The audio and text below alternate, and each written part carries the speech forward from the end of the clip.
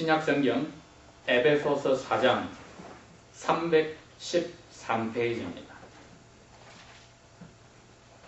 신약성경 313페이지 에베소서 4장 1절 말씀에서 6절 말씀까지 읽도록 하겠습니다.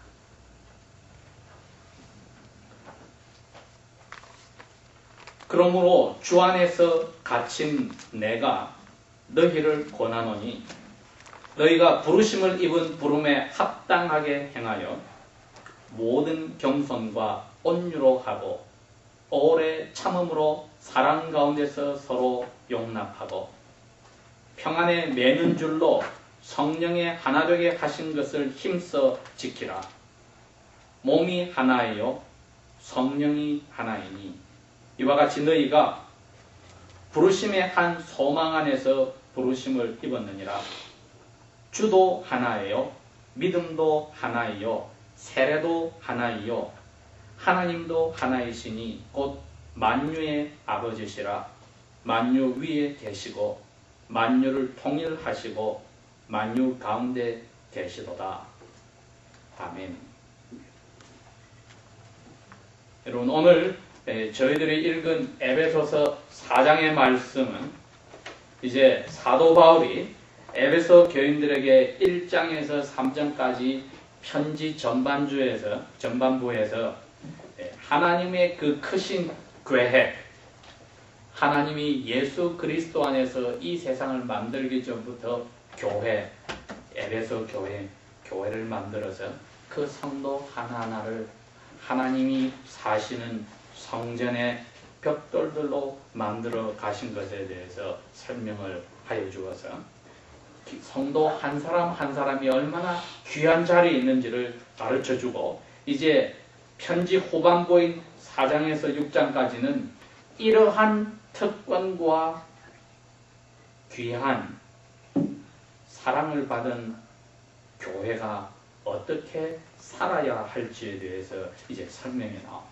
그래서 제일 먼저 다루는 부분이 개개인들의 양심이 어떻게 서야 되며 그 개개인들과 가장 가까운 가정의 관계에서 그리고 그 가정이 만난 교회 관계에서 그 기본되는 일을 지금 설명을 시작을 합니다.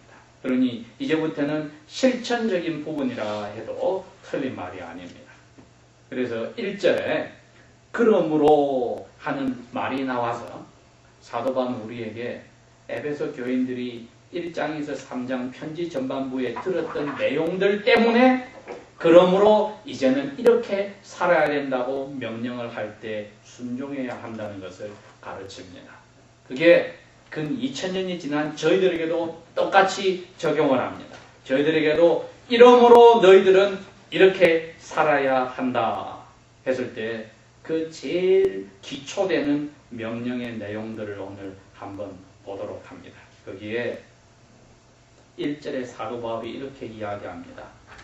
주 안에서 갇힌 내가 너희를 권한다. 사실을 주님의 이름으로 너희들에게 명령한다. 이렇게 되어 있습니다. 이분이 하나님의 입장으로 이야기를 지금 해주지만은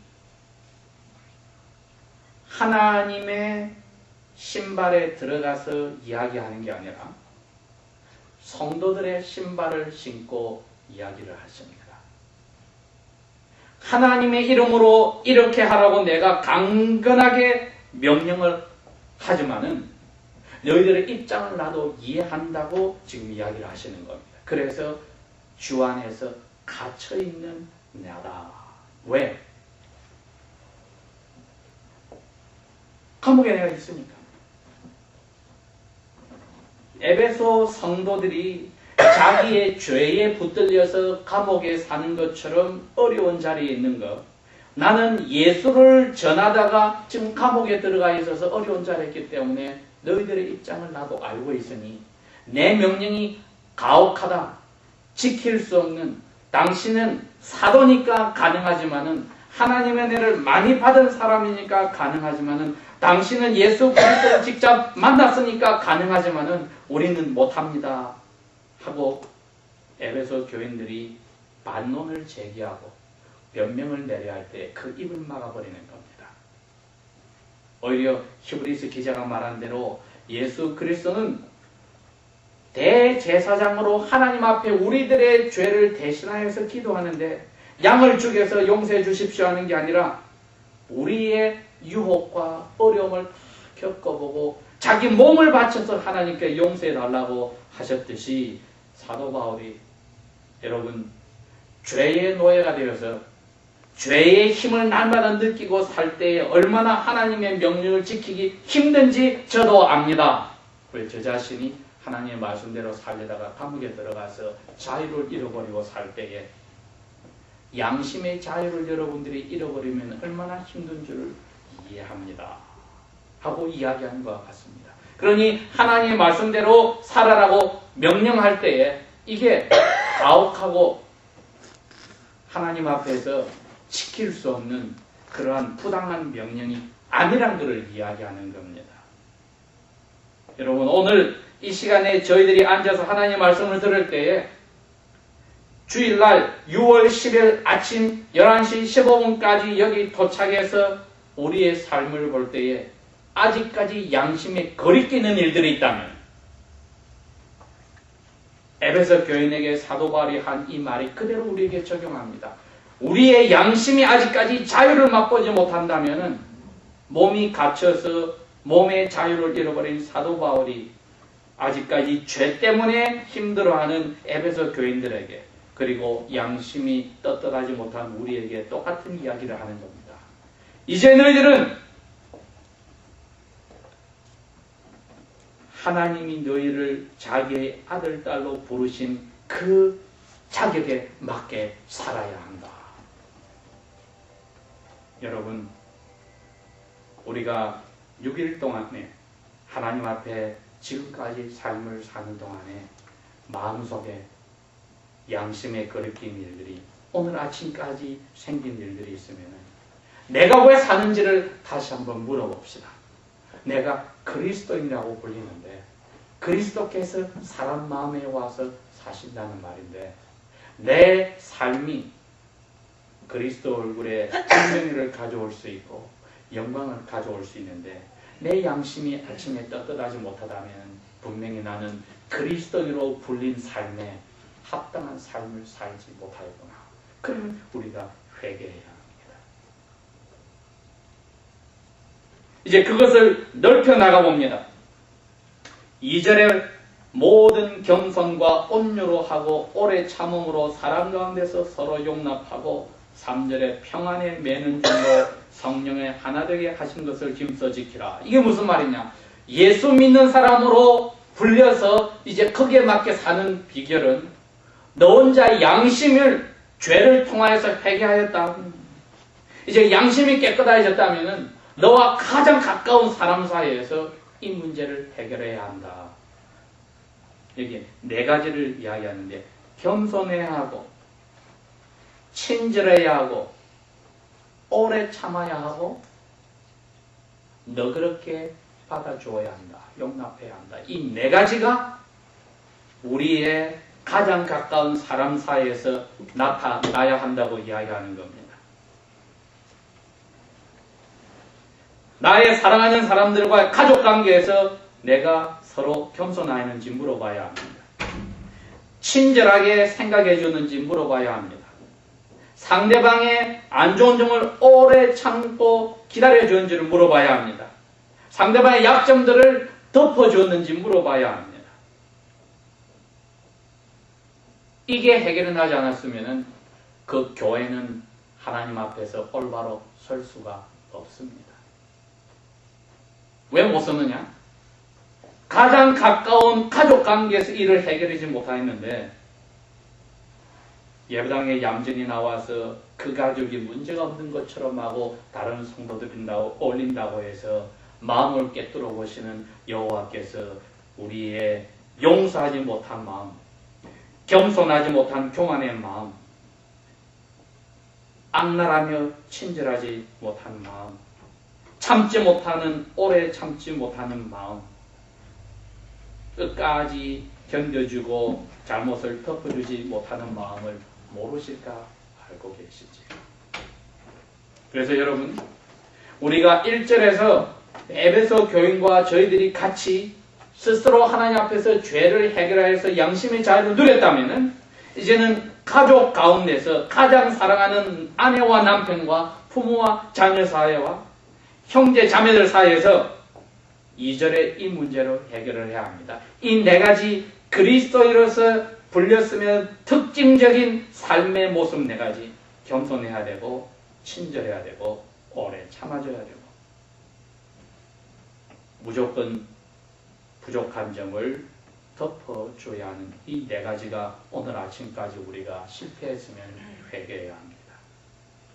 그러면은 상대방의 잘못은 잘못이라도 우리가 우리의 잘못만 하나님 앞에서 철저히 드러내놓고 회개해야 합니다. 왜? 제 남편이, 제 아내가, 제 애들이, 제 부모가, 제 형제 자매가 핑계 되어서는 안 됩니다. 3절에 평화에 매는 줄로 성령님이 하나 되게 하신 것을 힘써 지키라. 평화를 가지고 하나를 만들으라고 하는데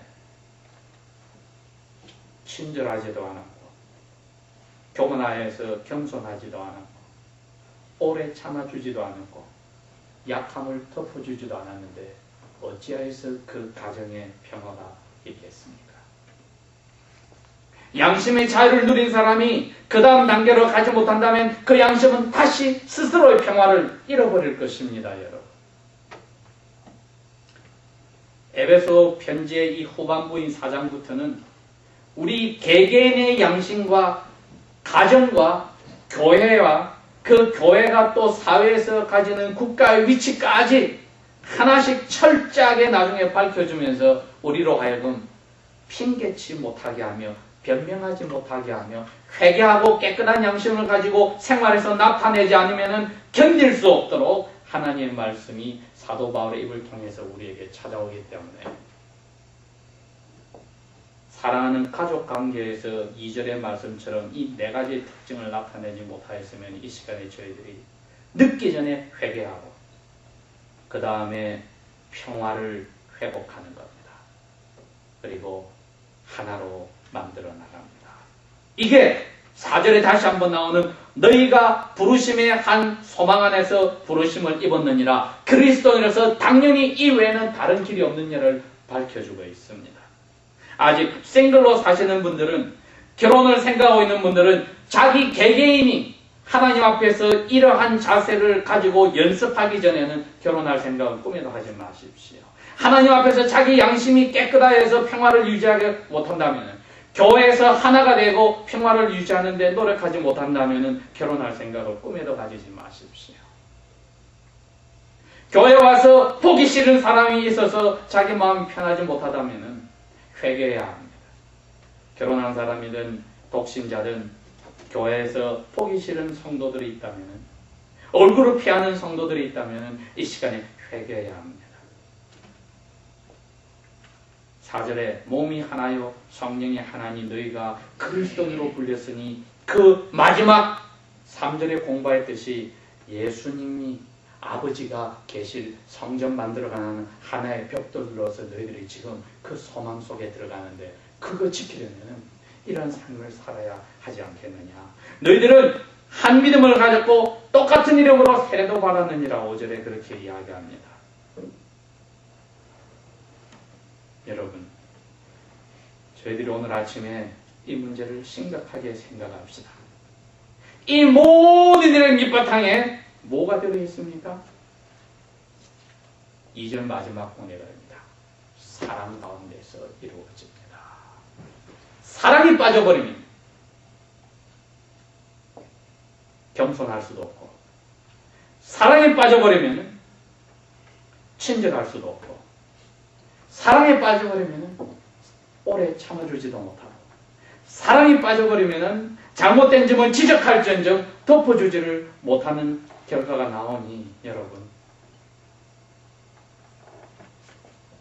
우리들은 우리 스스로의 잘못에는 참아주고 겸손하고 덮어주고 하면서도 상대방에게 그러지 못하는 그 죄의 본성을 아직까지 생생하게 살아 가지고 있다면 오늘 그것을 예수 안에서 죽여야 합니다. 그 일이 이루어지지 않고는 개인의 하나님과의 관계에서도 가족 생활도 독신 생활도 결혼 생활도 교회 생활도 사회 생활도 우리는 밑바탕을 잃어버린 가장 비참한 그리스도인이며 그리스도인으로서 불림에 합당한 삶을 살지 못하는 자리에 있습니다. 공공 가슴에 손을 얹고 생각합시다. 우리 교회 모임 속에서 내 가정생활 속에서 내가 친절하지 못한 사람이 누군가? 내가 그 사람 앞에서 겸손하지 못한 사람이 누군가? 내가 그 사람 앞에서 오래 참아주지 못하는 사람이 누군가? 내가 그 사람의 약점을 덮어주지 못하는 사람이 누군가? 아직까지 내가 받은 상처를 덮어주고 용서하지 못하고 기억하고 있는 사람들이 누군가? 얼굴을 돌리고 싶은 사람이 누군가 생각할 때 내가 여기에서 실패했으니 내 신앙생활이 이것밖에 되지 않는구나. 내가 그래서 기쁨을 잃어버렸구나. 내가 그래서 마음의 평화를 잃어버렸구나를 깨달아야 한다는 겁니다.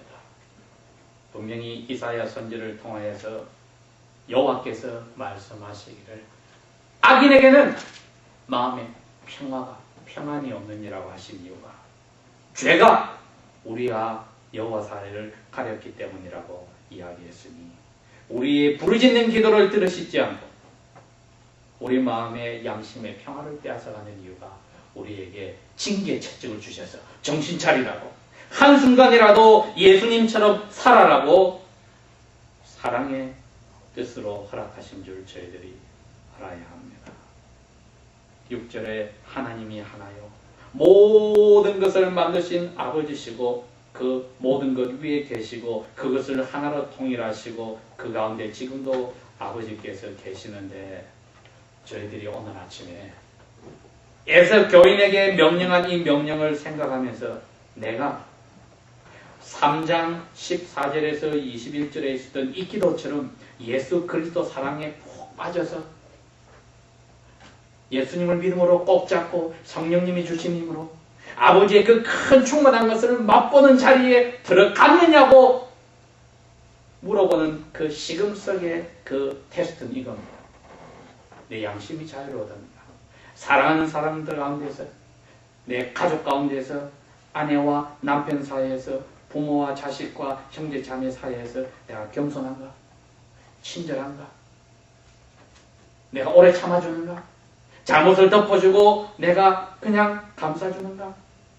하지 못한다면 우리는 평화를 마음속에 잃어버린 사람으로 다른 사람의 평화까지 망치는 하나님의 가슴을 아프게 하는 자리에 들어갑니다. 혼자 사시든지 결혼한 사람이든지 하나님 앞에서 우리가 그리스도인의 불림에 합당한 삶, 마음의 양심의 자유를 회개함을 통해서 회복하고서 시작하니 하나님의 복음을 저희들이 어떻게 합니까? 하나님과 우리와의 관계에서와 사랑하는 사람들의 관계를 통해서 찾아내는 것이니 저희들이 예수님의 향기를 악취로 바꾸는 자리에 가지 않고 향기로 사람들을 꿀이 벌을 부르듯이 부를 수 있으려면 나 스스로와 하나님과의 관계에서 시작하며 가족 관계에서 부부 관계에서 시작하며 우리 교회에서 그게 시작이 되어서 아무도 꼴보기 싫은 사람이 없어야 하고 불쌍히 보고 친절하고 덮어주고 참음으로 위에 기도해주는 사랑의 화신들이 되는 길 외에는 없더라. 이거는 자기의 심세를 보고 회개함으로 시작하는 데 있습니다. 그게 에베소 교회를 살리고 우리 교회를 살리고 나 개인의 영혼을 하나님의 은혜 가운데서 살리는 순종의 길입니다. 다 같이 기도합시다. 아버지 하나님, 우리는 머리를 우리의 양심을